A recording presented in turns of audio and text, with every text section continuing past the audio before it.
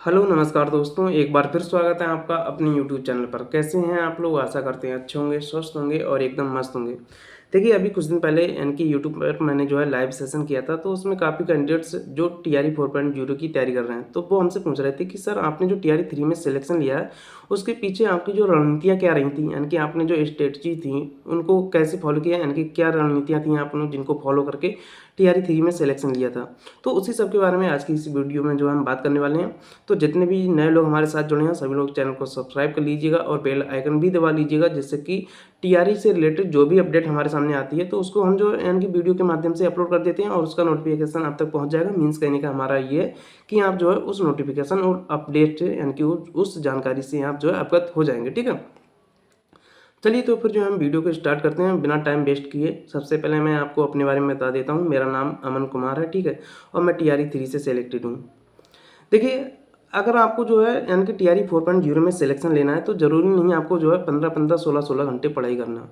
आपको मात्र 7 से 8 घंटे ही पढ़ाई करना है। लेकिन 7 से 8 घंटे पढ़ाई कैसे करना है? आपको डेली करना है, नियमित रूप से करना है, यानी कि कंटिन्यूटी बनाए रखना है। ठीक है, कहने का मीन्स हमारा ये है कि ऐसा नहीं आपको करना है कि आपने आज पढ़ लिया, कल गैप मार दिया, परसों पढ़ लिया, उसके बाद गैप मार दिया। ठीक है, आपको भले ही आप जो है कम पढ़ाई पढ़िए, ठीक है, यानी कि ज़्यादा मत पढ़िए, ठीक है, अधिक टाइम तक मत पढ़िए, लेकिन आपको कंटिन्यूटी बनाए रखना है। ठीक है, यानी कि डेली पढ़ना है, जितना भी आप पढ़ना है डेली पढ़ना है। ठीक है, आपको गैप नहीं मारना है। ठीक है, और हम आशा करते हैं यानी कि जितने भी कैंडिडेट्स ऐसे हैं जो टीआरई 4.0 की तैयारी कर रहे हैं उन्होंने अपना सिलेबस कंप्लीट कर लिया होगा, क्योंकि जो वैकेंसी टीआरई 4.0 की वैकेंसी की जो घोषणा है वह लगभग आज से 2 साल पहले ही हो चुकी थी। ठीक है, मीन्स कहने का हमारा ये है कि जो वैकेंसी आप सुन रहे होंगे टीआरई 4.0 की वैकेंसी की अब आ रही है, अब आ रही है, ये काफ़ी यानी कि 2 साल पहले से इसकी चर्चा चल रही है। तो आप सभी लोगों ने अपना सिलेबस कंप्लीट कर लिया होगा। तो हम आपको बता दें यानी कि जिन्होंने सिलेबस कंप्लीट कर लिया उनके लिए भी मैं आपको बताऊंगा। ठीक है, और जिन्होंने अभी तक यानी कि तैयारी भी शुरू नहीं की है, मीन्स कहने का हमारा ये है कि अब जैसे ही नोटिफिकेशन आएगा, विज्ञापन आएगा, तो उनको भी मैं आप जो बताऊंगा कि आप किस प्रकार से तैयारी करते हैं। सबसे पहले हम उनको बता देते हैं जिन्होंने यानी कि अभी तक तैयारी जो है शुरू नहीं की है। ठीक है, यानी कि जो अब स्टार्टिंग करेंगे। देखिए, कोई भी कैंडिडेट यानी कि जीरो नहीं होता। मीन्स कहने का हमारा ये है कि कोई भी कैंडिडेट ऐसा नहीं होता जिसको कुछ भी नहीं आता हो। ठीक है, आपने किसी ना किसी एग्ज़ाम की जो है तैयारी ज़रूर की होगी, और ऐसा नहीं होता है कि जैसे बीपीएससी का एग्ज़ाम हो या फिर जो यूपी पुलिस का एग्ज़ाम हो उनमें ज़्यादा डिफरेंस हो, ऐसा नहीं होता। ठीक है, बस थोड़ा अंतर पड़ जाता है यानी कि स्टेट में, कि उसकी जो जो स्टेट स्पेशल होता है, ठीक है, उसमें थोड़ा अंतर पड़ जाता है। ठीक है, आपको जो बीपीएससी के लिए बिहार स्पेशल थोड़ा ज़्यादा पढ़ना पड़ सकता है, और यानी कि अगर आप यूपी में दे रहे हैं तो यूपी स्पेशल जो आपको ज़्यादा पढ़ना पड़ सकता है। ठीक है, तो जो लोग जीरो से तैयारी कर रहे हैं तो आपके लिए एक ऑप्शन तो ये रहेगा कि आप यूट्यूब पर जाइए। यूट्यूब से यानी कि यूट्यूब पर आपको बहुत सारी क्लासेस मिल जाएंगी बीपीएससी टीआरई 4.0 के रिलेटेड। ठीक है, और ऐसा नहीं है कि वो कोई पेड हो, ठीक है, फ्री में भी आपको मिल जाएंगी। लेकिन अगर आपको ऐसा लगता है कि आपको जो है जो सिलेबस है आप कंप्लीट कर लेंगे तो आप बैच परचेज कर लीजिएगा। ठीक है, किसी बैच को खरीद लीजिएगा। अगर आपको लगता है कि मैं कंप्लीट कर लूँगा बैच को यानी कि सिलेबस को, तो आप बैच परचेज कर लीजिएगा। वैसे मैं तो आपको यही सजेशन देना चाहूँगा कि आप जो यूट्यूब पर जो है वहाँ पर आपको काफ़ी सारी क्लासेस मिल जाएंगी, वो भी फ्री में, यानी कि कोई भी आपको पेमेंट नहीं करना पड़ेगा। ठीक है, अब दोनों लोग ध्यान से सुनिएगा। मीन्स कहने का ये है, जिनका सिलेबस हो गया और जिनका नहीं भी हुआ, आपको क्या करना है, एनसीईआरटी, ठीक है, एनसीईआरटी अच्छे से पढ़ लेना है। क्योंकि जो बीपीएससी में क्या होता है कि एनसीईआरटी से अच्छे खासे क्वेश्चन आते हैं। ठीक है, उससे रिलेटेड आपको बहुत सारे क्वेश्चन देखने को मिल जाएंगे एनसीईआरटी से। ठीक है, तो इसलिए आपको एनसीईआरटी अच्छे से पढ़ लेना है। ठीक है, और कुछ इम्पोर्टेंट जो टॉपिक होते हैं जिनमें जो बीपीएससी होता है वो क्वेश्चन पूछता ही पूछता है। ठीक है, यानी कि हर बार उसमें से क्वेश्चन आते हैं, ऐसे कुछ टॉपिक होते हैं। तो उन टॉपिक को जो कि इंपॉर्टेंट टॉपिक माने जाते हैं, उन टॉपिक को मैं यानी कि इसी चैनल पर वीडियो के माध्यम से आपको जो है प्रोवाइड करा दूंगा।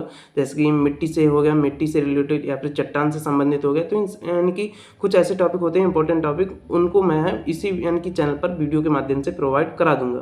देखिए, बीपीएससी में क्या होता है कि जो एक टॉपिक आपको मिलेगा देखने को, आईएनएम यानी कि इंडियन नेशनल मूवमेंट, भारतीय राष्ट्रीय आंदोलन। तो इससे काफ़ी ज़्यादा क्वेश्चन पूछे जाते हैं बीपीएससी टीआरई एग्जाम में। इसमें से लगभग आपको 15 से 20 क्वेश्चन देखने को मिल जाएंगे आईएनएम से रिलेटेड। ठीक है, तो आईएनएम जो टॉपिक है काफ़ी ज़्यादा बड़ा टॉपिक है, ज़्यादा बड़ा नहीं हम कह सकते हैं, आपको जल्दी कवर किया जा सकता है। ऐसे ही लगभग आपको 10 से 15 क्लासेस में ये टॉपिक कवर किया जा सकता है। यूट्यूब पर आपको काफ़ी सारी क्लासेस मिल जाएंगी आईएनएम से रिलेटेड। आपको जो है पीपीएससी टीआरई 4.0 की डालेंगे, ठीक है, और उसमें डालेंगे आईएनएम, ठीक है, तो उसकी सारी क्लासेस आपको मिल जाएंगी। ये उसके लिए बता रहे हैं यानी कि जिन्होंने कोई बैच नहीं लिया था, ठीक है, यानी कि अभी भी सिलेबस कंप्लीट नहीं किया था। अब हमारा जो यानी कि पॉइंट आता है PYQs। देखिए बीपीएससी में क्या होता है कि जो बीपीएससी क्वेश्चन पूछते हैं टीआरई में, तो उनमें मोस्टली क्वेश्चन क्या होते हैं, रिपीटेड होते हैं, यानी कि प्रीवियस ईयर्स एग्जाम जो होते हैं उनमें से पूछे हुए क्वेश्चन होते हैं। अब आपको क्या करना है कि बीपीएससी टीआरई 1 में क्या हुआ था, पीआरटी के लिए मैं बता रहा हूँ, टीआरई 1 में यानी कि मेल का अलग शिफ्ट में एग्जाम हुआ था और फीमेल का अलग शिफ्ट में एग्जाम हुआ था, ठीक है। तो दो यानी कि एक जीएस से पोर्शन की बात करें तो उसमें 120 क्वेश्चन आते हैं, इसमें मैथ रीजनिंग जो है वो भी इंक्लूड है, ठीक है। तो यानी कि टीआरई 1 में जो मेल में 120 और फीमेल में 120, यानी कि कितने 240 क्वेश्चन हो गए। और 240 यानी कि टीआरई 2 और टीआरई 3, ठीक है, टीआरई 3 हालांकि जो एग्जाम लीक हो गया था तो उसका दोबारा एग्जाम हुआ था। तो इस प्रकार यानी कि तीनों मिलाकर 600 क्वेश्चन ये आपको देख लेने हैं, यानी कि जितने भी क्वेश्चन टीआरई 1, टीआरई 2, टीआरई 3 इन सभी को देख लेना है। मैंने आपको बता भी दिया पीआरटी के लगभग 600 क्वेश्चन बन रहे हैं जनरल, जिसमें कि जनरल क्वेश्चन जनरल पेपर के जिसमें यानी कि मैथ रीजनिंग दोनों शामिल है, ठीक है। तो इन क्वेश्चन को देख लेना है। और यानी कि जो 6 to 8 होता है जूनियर और टीजीटी पीजीटी, इनमें भी 40-40 क्वेश्चन पूछे जाते हैं। तो लगभग 120 यानी कि क्वेश्चन हम कह सकते हैं, एक टीआरई 1 में 120, टीआरई 2 में 120, टीआरई 3 में 120, तो लगभग 360 क्वेश्चन यहाँ से जो आपके क्लियर हो जाएंगे। तो इस प्रकार लगभग 1000 क्वेश्चन यानी कि 960 लगभग हो रहा है, तो 1000 क्वेश्चन आपके यहाँ से क्लियर हो जाएंगे, ठीक है। इन सभी यानी कि 1000 जो क्वेश्चन है प्रीवियस ईयर क्वेश्चन जो टीआरई यानी कि टीआरई से रिलेटेड हैं केवल, इन सबको आपको देख लेना है, 100% अच्छे से याद कर लेना, ठीक है। और अगर आप चाहते हैं कि मैं लाइव आकर, ठीक है, आपको टाइम एक निश्चित कर दिया जाएगा, लाइव आकर यानी कि ये सभी PYQs जो हैं आपके साथ डिस्कस करूं, ठीक है, जो है इसी चैनल पर लाइव आकर डिस्कस करूं, तो आप कमेंट बॉक्स में बता दीजिएगा। मैं तभी जो है ये यानी कि लाइव आकर डिस्कस करूंगा जब मोस्टली कमेंट आएंगे, ठीक है। ऐसा नहीं कि एक दो लोगों ने कमेंट कर दिया तो मैं उसके लिए ही लाइव आकर जो है आपसे डिस्कस करूँ, उससे कोई फायदा नहीं होगा, क्योंकि एक दो लोग होंगे क्या उससे होने वाला है, ठीक है। अगर लगभग यानी कि कुछ लोग हमारे साथ जुड़े होंगे लाइव में, तो उन सभी यानी कि PYQs को आपको यानी कि इसी प्रकार लाइव आकर, ठीक है, जो यानी कि अभी कुछ पहले मैंने सेशन किए थे, तो उसी प्रकार लाइव आकर आपसे जो है क्वेश्चन पूछेंगे, आपको बताएंगे भी, ठीक, उनका आंसर भी आपको बताएंगे, आपसे भी जो है पूछेंगे भी, ठीक है। तो इस प्रकार अगर जितने भी लोग सहमत हैं तो कमेंट बॉक्स में बता दीजिएगा, आपके लिए जो है लाइव आकर क्वेश्चन प्रोवाइड करा दिए जाएंगे PYQs, ठीक है। अब वो लोग सुन लीजिए, यानी कि वो कैंडिडेट सुन लीजिए जिन्होंने अपना सिलेबस कंप्लीट कर लिया है। अब आपको क्या करना है कि आपको मॉक टेस्ट अधिक से अधिक देना है। और मॉक टेस्ट है, इसके लिए सबसे अच्छा जो प्लेटफॉर्म हमारा रहेगा वह टेक्स्ट बुक रहेगा, ठीक है। टेक्स्ट बुक पर आप जो है पास प्रो है उसको परचेज कर लीजिए, ठीक है, सब्सक्रिप्शन ले लीजिए, उसी से आप जो है मॉक टेस्ट लगाइए, आपको वहाँ पर भी काफ़ी ज़्यादा हम कह सकते हैं PYQs मिल जाएंगे, ठीक है। तो सबसे अच्छा एक वो भी तरीका रहेगा, ठीक है, यानी कि PYQs हल करने का। और उसको आपको ये भी पता लग जाएगा, यानी कि उसके माध्यम से ये भी पता लग जाएगा कि आपकी तैयारी किस लेवल तक हो गई है, ठीक है। तो टेक्स्ट बुक का यानी कि आप सब्सक्रिप्शन ले लीजिएगा, पास प्रो ले लीजिएगा टेस्ट के लिए, मॉक टेस्ट के लिए, वो काफ़ी अच्छा रहेगा, ठीक है। उससे आपको काफ़ी ज़्यादा हेल्प मिलेगी, काफ़ी ज़्यादा आपको लाभ मिलेगा, ठीक है।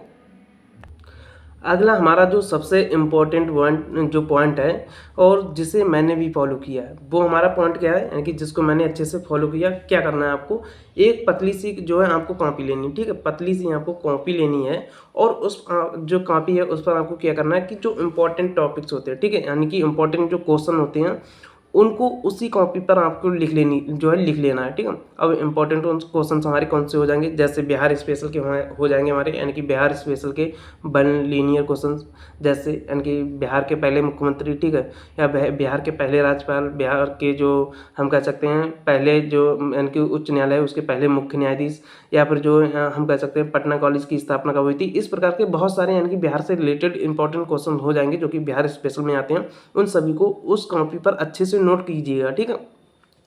और यानी कि ये हो गया। और उसके बाद अगर हम बात करें यानी कि टीआरई 3 में एक क्वेश्चन पूछा गया था कि बिहार में जो किसान नेता थे, उग्र किसान नेता कौन थे? तो उनसे रिलेटेड एक क्वेश्चन पूछा गया, तो इससे यानी कि काफ़ी आपको क्वेश्चन मिल जाएंगे जो कि आईएनएम का पार्ट है, ठीक है, यानी कि किसान नेता वाला है, वह भारतीय राष्ट्रीय आंदोलन का ही पार्ट है। तो इससे संबंधित यानी कि इंपॉर्टेंट क्वेश्चन आपको लिख लेने हैं उसी कॉपी पर। और आपको क्या करना है, जैसे मान लीजिए आप किसान नेता लिख रहे हैं राजकुमार शुक्ल, ठीक है, तो उनसे रिलेटेड जितनी भी जानकारी है उसी यानी कि कॉपी पर, उसी पेज पर जहाँ पर आप राजकुमार शुक्ल लिख रहे हैं, उसी से संबंधित उनके सारे पॉइंट उनके नीचे लिख दीजिएगा, ठीक है। ऐसे बहुत सारे यानी कि किसान नेता हो जाएंगे, उन सभी को लिख देना है। और आपको क्या करना है, यानी कि कुछ इंपॉर्टेंट पॉइंट जैसे हमारी होते हैं, इंपॉर्टेंट पुस्तकें हैं, ठीक है, जैसे हमारी अरुंधति राय की भी पुस्तकें हो जाएंगी, जैसे बीएस नायपॉल की पुस्तक हो जाएगी इन अ फ्री स्टेट, ठीक है, the God of Small Things, इन ऐसी सारी काफ़ी पुस्तकें हैं, अभी वाली हैं और जो पहले यानी कि हम कह सकते हैं आधुनिक भारत की पुस्तकें हैं, महात्मा गांधी की हैं, डॉक्टर एपीजे अब्दुल कलाम की हैं, अबुल कलाम की हैं, ठीक है, यानी कि अबुल कलाम की हैं, अबुल कलाम आज़ाद, और जो पंडित जवाहरलाल नेहरू हैं, द डिस्कवरी ऑफ इंडिया, इन सभी पुस्तकों को आपको जो है उसी कॉपी में, ठीक है, अलग यानी कि टॉपिक वाइज लिखिएगा, ठीक है। जहाँ पर आप पुस्तकें लिख रहे हैं तो वहाँ पर आपकी केवल पुस्तकें होनी चाहिए, जहाँ पर आप जो है किसान नेता लिख रहे हैं तो वहाँ पर आपके केवल किसान नेता होना चाहिए, ठीक है। और इसमें क्या होता है कि धार्मिक सुधार आंदोलन भी आते हैं और जनजातीय आंदोलन भी आते हैं, वो सभी आपको लिख लेना उसी कॉपी पर, पतली वाली कॉपी पर जो आप अलग से बनाएंगे, ठीक है। और आपको क्या करना है, इंपॉर्टेंट स्पोर्ट्स जैसे प्रेजेंट टाइम में जो हम कह सकते हैं करंट अफेयर का पार्ट होता है, उससे रिलेटेड भी आप क्वेश्चन लिख लीजिएगा, ठीक है। और जो यानी कि वर्तमान समय में लॉन्च होते रहते हैं या फिर जो नोबेल प्राइज वगैरह हैं, ठीक है, वो सभी आप उसी कॉपी पर नोट कर लीजिएगा। जहाँ पर आप नोबेल प्राइज लिखेंगे वहाँ पर केवल आपको नोबेल प्राइज ही होने चाहिए और कुछ नहीं होना चाहिए, ठीक है। जहाँ पर आप पुरस्कार लिख रहे हैं वहाँ पर केवल पुरस्कार होने चाहिए। और सबसे इंपॉर्टेंट पॉइंट यानी कि पद्म पुरस्कारों में से आपको जरूर एक क्वेश्चन देखने को मिलेगा, पद्म पुरस्कार सभी जगह जो है लिख लीजिएगा, ठीक है। पद्म पुरस्कार में आपको कौन से, पद्म विभूषण और पद्म भूषण, ये आपको याद रखना है, ठीक है। पद्म जो है हमारा है यानी कि पद्मश्री है, वो हालांकि इतना इंपॉर्टेंट नहीं है, लेकिन आपको क्या करना है, जो बिहार में जितने लोगों को पद्मश्री मिला है वो आपको ध्यान ही रखना है, ठीक है। अदर स्टेट वालों को नहीं, पद्मश्री में आपको केवल बिहार के याद रखना है और कहीं का भी याद नहीं रखना है, ठीक है। बाकी अगर हम बात करें यानी कि इंपॉर्टेंट जो दिवस होते हैं, महत्वपूर्ण दिवस होते हैं, ठीक है, वो सभी आपको लिख लेना है, ठीक है। जितने भी दिवस होते हैं इंपॉर्टेंट की बता रहा हूँ, ठीक है। एक क्वेश्चन है कि हमारा ये world day to combat desertification यानी कि विश्व मरुस्थलीकरण रोकथाम दिवस, ये कब मनाया जाता है, ठीक है। तो इस प्रकार से जितने भी इंपॉर्टेंट दिवस होते हैं और वो आपको जरूर लिखना है, जो आप जिन्हें भुला देते हैं यानी कि जिन्हें छोड़ देते हैं वो आपको जरूर लिखना है, ठीक है। क्योंकि कई बार क्या होता है कि जो आप छोड़ देते हैं वही क्वेश्चन में पूछ लिया जाता है। उसके बाद आपको यानी कि योजनाएं भी लिख लेना है, जैसे भारत में कौन सी योजना चल रही है, ठीक है, बिहार में कौन सी योजना है, उन सभी को एक पेज पर लिख लेना है, ठीक है। और मैथ्स के कुछ इंपॉर्टेंट फार्मूले वगैरह हैं वो आपको एक पेज पर लिख लेना, ठीक है, जिससे कि आपको याद हो जाएगा। तो इतना काम आपको जरूर करना है, एक पतली सी कॉपी बनाना, जितने मैंने आपको टॉपिक बताए हैं, ठीक है। और भी टॉपिक हैं इसमें, काफ़ी सारे टॉपिक हैं, उन सभी को एक जगह लिख लेना है। और उस पतली कॉपी को यानी कि जब आपके पास ये पतली कॉपी होगी तो आपको बोरियत भी महसूस नहीं होगी कि इतने सारे क्वेश्चन, क्योंकि उसमें इंपॉर्टेंट क्वेश्चन ही आपको लिखना है और वो क्वेश्चन आपको बोरियत महसूस नहीं करेंगे कि थोड़े बहुत क्वेश्चन हैं, आप जब चाहें तब उन्हें पढ़ लीजिएगा, लेकिन उन्हें अधिक से अधिक देखते रहिएगा, ठीक है, जिससे कि यानी कि और सबसे ज़्यादा क्वेश्चन वहीं से भी फंसेंगे। मैंने भी इसी प्रकार किया था, एक मैंने पतली सी कॉपी बनाई थी और जो इंपॉर्टेंट क्वेश्चन थे आईएनएम से रिलेटेड यानी कि जितने भी क्वेश्चन थे मैंने उनको उस कॉपी पर लिख लिया था। और उस कॉपी पर लिखने के बाद मैं उसको जो है बार बार पढ़ता गया, बार बार रिविजन करता गया, तो जिससे कि क्या हुआ कि वो क्वेश्चन हमें याद हो गए थे परमानेंटली, ठीक है। और सबसे बड़ी बात यही है कि जितना आपने पढ़ लिया उसको बार बार जरूर पढ़ना, ठीक है। बार बार पढ़ने से क्या होता है कि जो चीज़ें होती हैं वो हमें परमानेंटली याद हो जाती हैं। आपने सुना भी होगा कि practice makes a man perfect, यानी कि जो अभ्यास होता है वह मनुष्य को निपुण जो है बनाता है। तो ऐसा रियल में भी होता है, यानी कि practice makes a man perfect, अभ्यास जो होता है मनुष्य को रियल में यानी कि निपुण बनाता ही है, ये बात सत्य है, ठीक है। तो सबसे ज़्यादा आपको प्रैक्टिस भी करनी है। तो जितनी सारी हमारी जो रणनीतियाँ थी वो मैंने आपके साथ शेयर की हैं। आशा करते हैं वीडियो आपको पसंद आई होगी। अगर वीडियो पसंद आई हो तो लाइक कर लीजिएगा, बाकी चैनल को सब्सक्राइब जरूर कर लीजिएगा। अगर आपके मन में कोई भी डाउट है, ठीक है, कोई भी यानी कि आपके मन में संशय है तो आप कमेंट बॉक्स में बता दीजिएगा, आपको जो है रिप्लाई कर दिया जाएगा। अगर रिप्लाई नहीं किया जा सकता है यानी कि कमेंट में उसका उत्तर नहीं दिया जा सकता है तो उसके लिए एक सेपरेट वीडियो बना दिया जाएगा, ठीक है। लेकिन रिप्लाई आपका क्या होना चाहिए, बीपीएससी टीआरई से रिलेटेड होना चाहिए, ठीक है। अगर अन्य कोई भी है तो वो भी बताइएगा, कोशिश करेंगे कि आपको उसका भी जो है सॉल्यूशन दिया जा सके, ठीक है। चलिए तो फिर मिलते हैं अगले वीडियो में, तब तक के लिए थैंक यू।